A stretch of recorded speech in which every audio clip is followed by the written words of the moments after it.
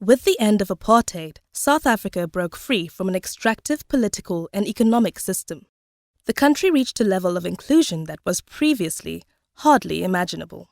But many challenges still lie ahead to consolidate a political and economic system that is sufficiently inclusive to be stable and prosperous in the longer term. Shortly before the April 2014 elections, the Institute for Security Studies published 3 scenarios for South Africa out to 2030. Bafana described the current uninspiring pathway. Mandela Magic relied on the determined implementation of the National Development Plan.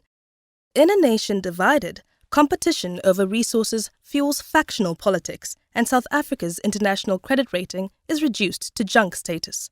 Since South Africa's structural growth prospects are quite healthy, the economy grows under all 3 scenarios. But only Mandela Magic sees rapid enough growth to reduce unemployment, lessen inequality, and alleviate extreme poverty. In our latest scenarios, we adjust our growth forecasts downwards.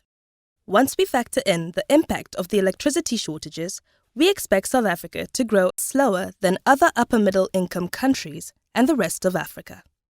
We still expect things to get better, but slowly.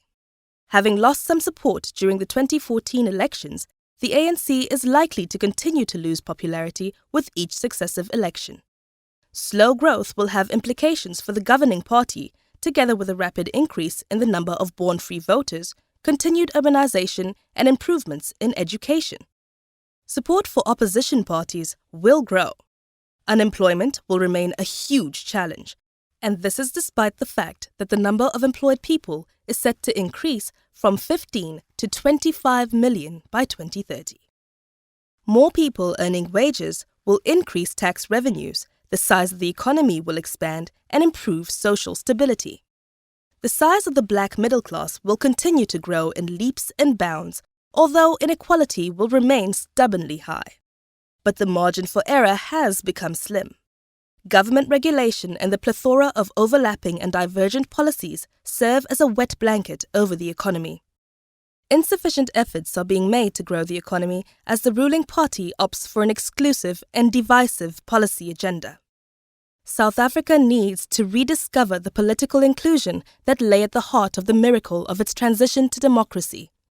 Without political inclusion, our economy will not prosper in the longer term.